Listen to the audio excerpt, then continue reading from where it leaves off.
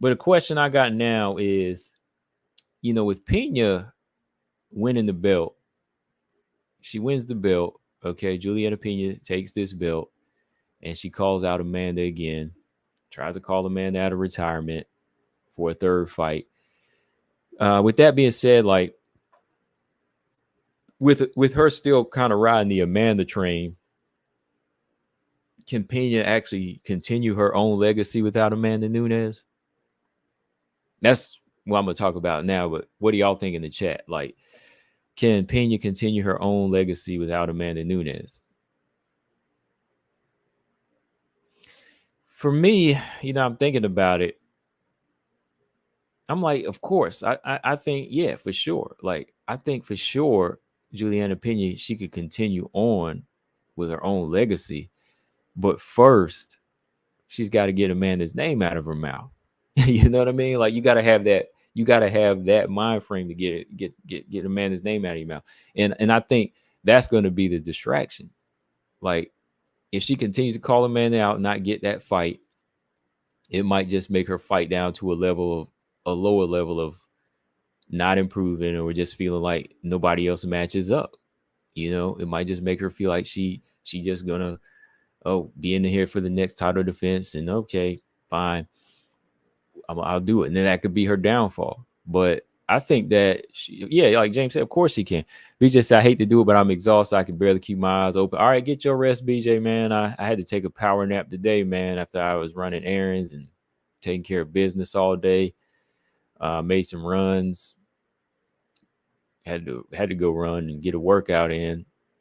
But get that rest, man. We ain't getting any younger. I mean, you ain't up to my age yet, but hey, we ain't getting any younger. You need that rest, man. But yeah, for sure, man. Catch you whenever. Okay, so yeah, going back to what I was saying. Yeah, Pena can definitely continue her own legacy, man. She can definitely continue her own legacy without Nunes, as long as she stays focused on keeping that belt, stays focused and goes to that next level. I think that the second Nunes fight, I know people call it a fluke, but no, it's not necessarily a fluke. I think that her focus the first time was of getting the belt, and it wasn't about keeping the belt. Because when you keep the belt, you got to make adjustments. You got to become a better fighter. You got to understand that even though I'm fighting Amanda again, she's going to be different, right? She kind of came in with the same game plan in the second fight. So that showed me that she wasn't fit to keep it that time, right? Because her whole game plan should have been more than just trying to maul Amanda and just leave a mark on her. It should have been trying to go back to the ground, set up a better offensive game instead of trying to run in there, prove you can get knocked down and get back up, right? It should have been more of a patient game in that fight. So I think number one, Pena's got to be in a mindset to defend the belt and not just get it, because it's different. It's harder. It's a lot harder. You can't come in with the same approach in every fight, and knowing that her first title defense is going to be Kayla Harrison, she's got to be focused on Kayla now. Like, I hope she was watching it. I hope they watched that Kayla fight. Stop calling out Amanda, because Dana White already said that, Amanda fight or Amanda coming back is still going to be kind of a long process. So we already know that the next fight they're going to make, you got to face the inevitable, and that's Kayla, right? Kayla might have looked like this against Ketlin, but still, like, that's going to be her next fight. So, I think Jullianna Pena just got to be on the up and up and say, okay, like, this fight ain't coming. So just in case Amanda ain't coming back, I got to look at who's in this division, and she might not have the prime fighters that Amanda did at the time in the game names. She's going to be fighting a lot of Amanda leftovers somewhat, but there's some new fighters in there. There's some people that Amanda hadn't fought yet, right? So I think she could definitely build her own legacy by just focusing on being a better fighter and defending that belt. Because say if she racks up 5-6 title defenses, which I doubt, I'm just saying, like, maybe she gets to 3, That'll make it interesting. And it'll be interesting getting 3 title defenses against certain names. And then that could make Amanda come back. So yeah, I think that Pena just needs to do her, not even mention Amanda.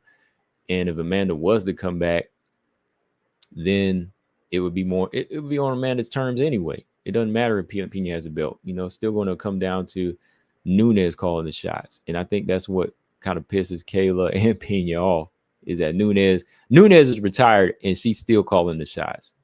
And y'all know that's true. Y'all agree with that, right?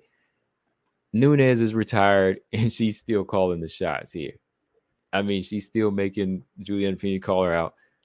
Kayla Harrison is here because of Nunes, and Nunes is gone. So Nunes is still calling the shots here, man. But to be her own legend now, I think Pena just needs to go on, fight whoever's next, and then continue on from there. Because look, Kayla's next.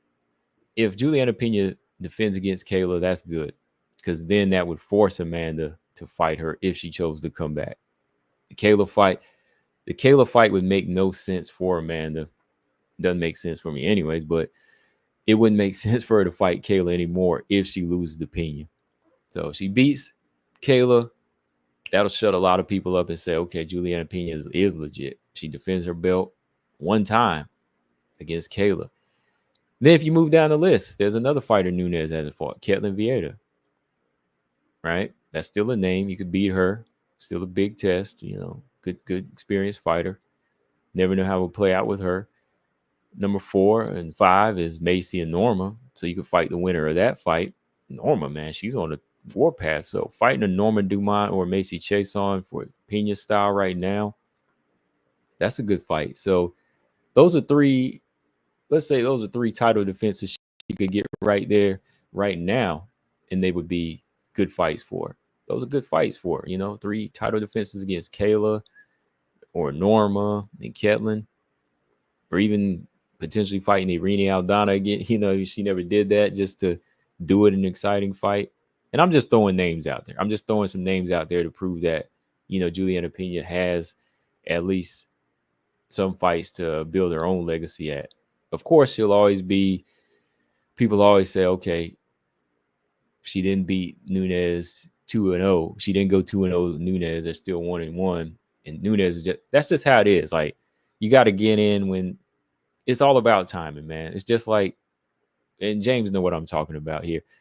It's like when Muhammad Ali was a heavyweight champion, right? Versus when Larry Holmes was.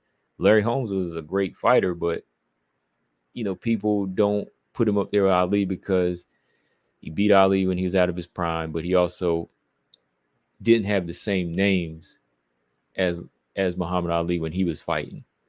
Great fighter though, he beat a lot of good guys, but Larry Holmes, they still try to say, oh, he wasn't as good because the heavyweights he fought weren't that good. But he was good though. A lot of title defenses too, man. He bagged a lot of title defense, like over 10, I can't remember, what, 18, 20 title defenses. So it wasn't his fault. So even with Jullianna Pena, okay, you got a chance to fight Nunes one time. Okay.